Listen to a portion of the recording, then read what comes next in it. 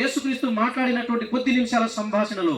అయితే ఇక్కడ యేసుక్రీస్తు ఎప్పుడైతే తన హృదయంలోనికి ఆహ్వానించబడ్డాడో, యేసుక్రీస్తు ఆ పోటీనే అనే సహోదరి యొక్క హృదయంలో ఎప్పుడైతే స్థానమును కలిగించిందో, వెంటనే తనకున్నటువంటి పనిని పక్కన పెట్టింది. ఏంటి ఆ పని?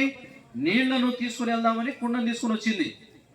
సుఖారా గ్రామంలో నీళ్లకి కాస్త ఇబ్బంది. అందుకని వారు చేసే పని ఏంటో తెలుసా? కుండలు తయారు చేస్తూ ఉంటారు.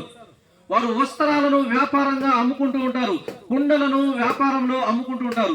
ప్రతి ఇంట్లో చూడండి కుండలు ఉంటాయి. ఎందుకంటే నీళ్ళకి అవసరానికి కావాల్సిన వారు వచ్చి వారి దగ్గర కుండలు తీసుకుని వెళ్ళిపోతారు.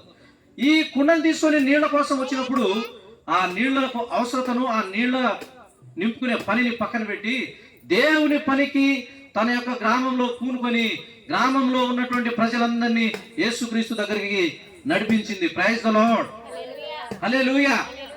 మనమైతే ప్రభువుని పక్కన పెడతాం, మన పనికి ముందుకు వెళ్ళిపోతాం. అవునా కదా? మనలో మార్పు రావాలి. వస్తుందా? రావాలి. ఆదివారం రోజు ప్రార్థన ఉన్న రోజు యేసుక్రీస్తు సన్నిధిలో గడపడానికి ఎప్పుడైతే పోటీనే సహోదరి లాగా నీకున్న పనిని పక్కన పెట్టి యేసుక్రీస్తు దగ్గరకు వస్తావో, యేసుక్రీస్తు పనిలో పరిచర్యలో పాలు పంపులు పొందుతావో, ఆ కుటుంబము, ఆ దీవెన, ఆశీర్వాదము మీరు రుచి చూస్తేనే కానీ మీకు తెలుస్తుంది. Praise the lord.